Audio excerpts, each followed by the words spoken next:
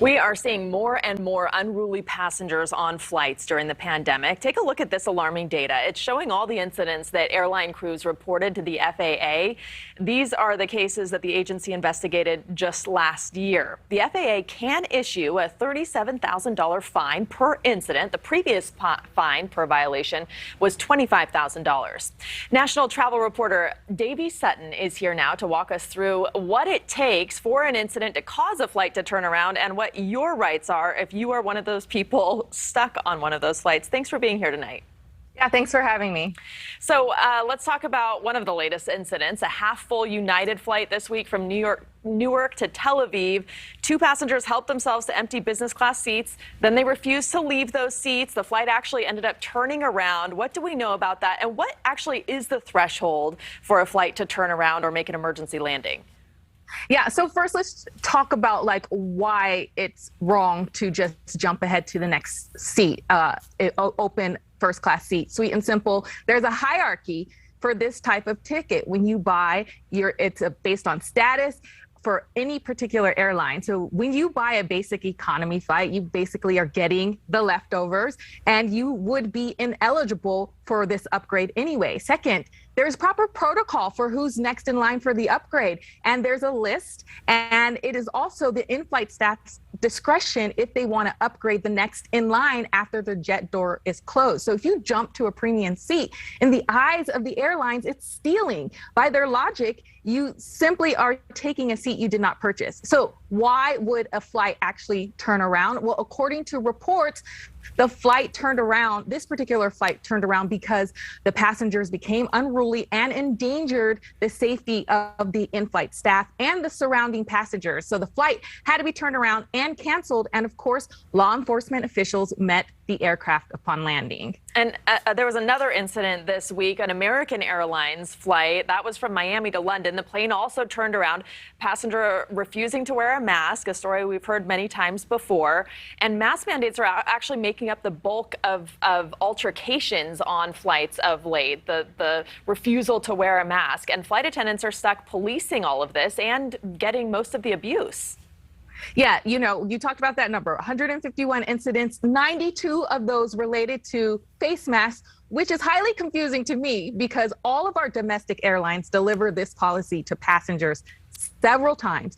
And they have you agree upon it. They have you check the policy before when you check in. And airlines have had to deal with this spike since the mask mandate was implemented in 2021. And the mandate is set to remain in place federally until March 18th. But airlines, we suspect, will continue to have this as one of their main policies. Yeah, it's been shifting a lot. And the flights I've been on recently, the captain gives a message and says, just a reminder, when you bought this ticket, you agreed to wear a mask on this flight before they even take off. So what are the consequences of disrupting a flight like that?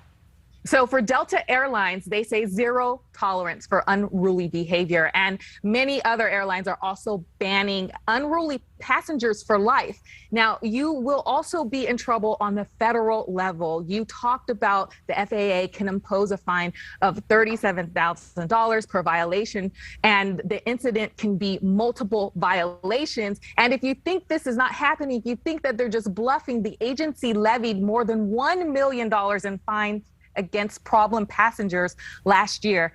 And additionally, Delta Airlines CEO is petitioning hard to add these violators to a permanent no-fly list. What are your rights if you're one of these unfortunate people who's stuck on a flight like this? We've seen instances of children getting narrowly missing punches that are being thrown by unruly passengers and all kinds of other violence. So what are your rights if you're just a bystander who happens to be on the plane?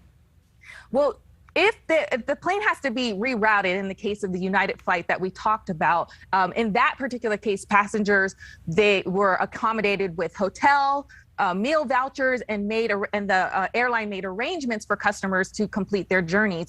And most likely, that's what you can expect for the airline to rebook you to your destination. And if you decide not to travel, they will give you a refund. Airlines actually lay out what passengers' rights are in something that's called the contract of carriage. And that's the fine print at the bottom of your ticket. Many of us ignore it, but it's really important to pay attention, especially in these circumstances.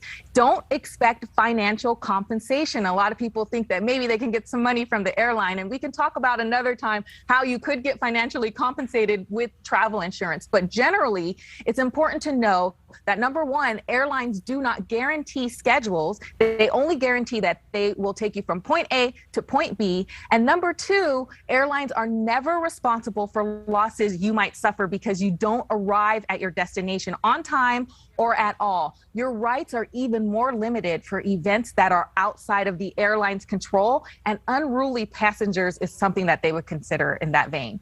They're kind of victims of those unruly passengers too. Dayvee Sutton, thank you for reading the fine print for us so we don't have to. We appreciate your time tonight.